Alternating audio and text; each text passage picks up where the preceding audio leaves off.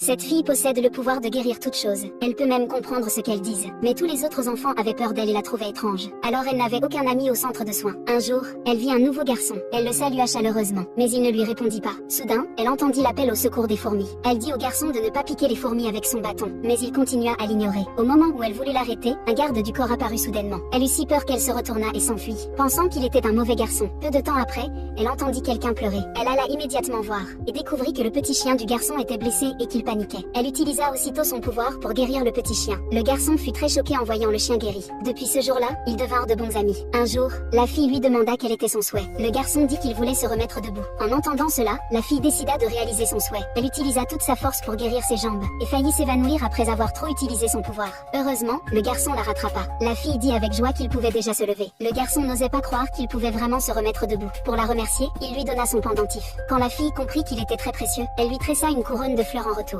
Tous les deux promirent de rester ensemble pour toujours. Mais le lendemain, le garçon fut emmené par le majordome. Le majordome dit que son père était mort, et qu'il devait rentrer pour assister aux funérailles. Le garçon n'avait aucun sentiment pour ce père irresponsable. Il insista pour retourner chercher la fille. Le majordome n'eut d'autre choix que d'accepter. Mais quand il revint, il ne put pas la trouver. En réalité, la fille avait été adoptée par le directeur. Puis ses vrais parents étaient venus la reprendre. Le garçon fut anéanti. Ils furent séparés sans même avoir eu le temps de se dire au revoir. 16 ans plus tard, la fille était devenue très belle mais ses parents ne l'aimaient pas. Ils l'obligèrent même à épouser un homme riche à la place de sa sœur. Alors elle vint chez cet homme riche pour honorer les fiançailles. Mais dans la salle de collection, elle vit la couronne de fleurs. Elle reconnut que c'était celle qu'elle avait offerte au garçon autrefois. À ce moment-là, l'homme riche entra. Il ne reconnut pas la fille et dit même qu'il ne l'épouserait pas. La fille fut très en colère. Alors ils se disputèrent. À ce moment-là, sa mère entra et dit que la grand-mère s'était évanouie. Ils se précipitèrent immédiatement là-bas. La grand-mère dit qu'elle voulait seulement le voir marié, et espérait qu'ils vivraient bien ensemble. Ensuite, elle demanda à sa belle-fille de donner à la fille une carte noire sans limite comme cadeau de rencontre. La fille ne s'attendait pas à ce qu'elle soit si gentille. Alors elle décida de guérir sa maladie avec son pouvoir.